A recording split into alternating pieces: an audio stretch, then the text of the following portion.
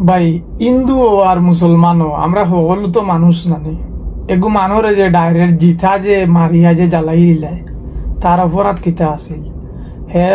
নবীরা সুলডে নিয়া কোরআন নিয়া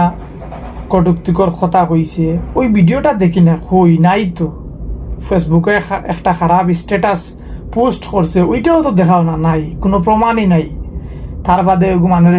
মানে জিথা জ্বালাই লিতিরায় বাউল শিল্পী আবুল সরকারে সরাসরি স্টেজ মাইক আতো নিয়া হাজার মানুষের সামনে হাজার মুসলমানের সামনে আমরা নবী এবং কোরআন নিয়া কটুক্তিকর কথা কইল আল্লাহর মুখ কয়খান আছে নাউজুবিল্লাহ তারপরে কুলাউজুবিন নাচর ভিতরে ডান্সর কথা হয়েছে নাউজুবিল্লাহ তো তারে এইরকম না করিয়া জেলের ভিতরে নিয়া তারে আপেল আঙ্গুর খাওয়াইতে রায় কি সুন্দর তোমার বিষয় যে মানুষটার ভিডিওত কোনো প্রমাণ নাই ফেসবুকের স্ট্যাটাসের কোনো প্রমাণ নাই তারে আনিয়া তোমরা জ্বালাই লিতে রায় ইসলাম ধর্ম হইছে গিয়া শান্তির ধর্ম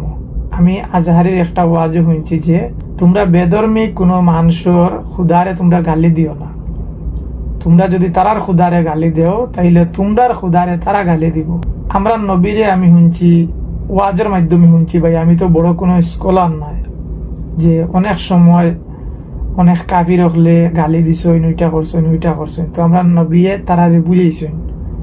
অনেকে চাইছেন যে নবী খালি তুমি অর্ডার দেও তারারে দেখো কি করে নবী কইছেন যে না যদি তারারে তোমরা মায়ের দর করো তাইলে এই দাওয়াতটা আমি দিমু খার গেছে তো ইসলাম ধর্ম হইছে কি একটা শান্তির ধর্ম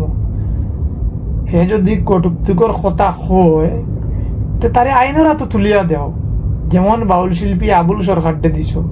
তো বাউল শিল্পী আবুল সরকার ডে কটুক্তিকর কথাও কইল